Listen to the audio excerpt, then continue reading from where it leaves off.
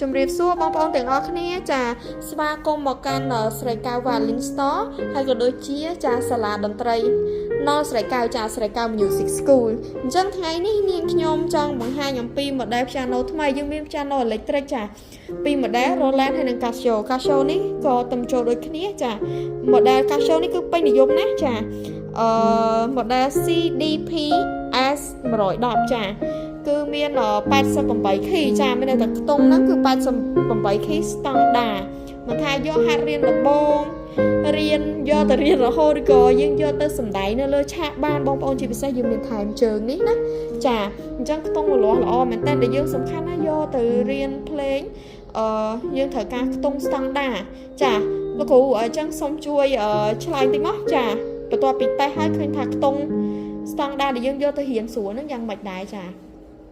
មានន័យថាខ្ទង់ហ្នឹងគឺវារលាស់ល្អ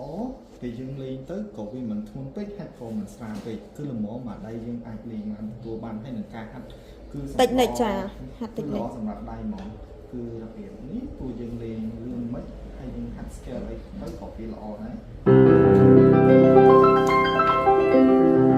ខ្ទង់រលាស់បងប្អូនចាតុនពេក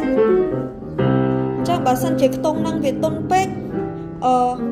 យើងចុចទៅដូចថាកម្លាំងដៃយើង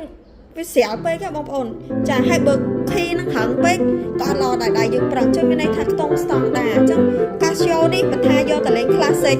ចានេះហាត់តិចនិចឬក៏បទចម្រៀងមិនបីមែនតើ endless បងប្អូនស្គាល់ចាអញ្ចឹងគឺល្អមែនតើសម្រាប់បងប្អូនហាត់អញ្ចឹងយើងសាលាភ្លេងគឺយើងផ្ដោតលើគុណភាពមានន័យថាផ្ដោតលើគុណភាពកូនសិស្សយកទៅមិនថាលេងតិចនិចចាលេខបទចម្រៀងយកទៅសម្ដែងបងប្អូនយកទៅ perform បានចាឥ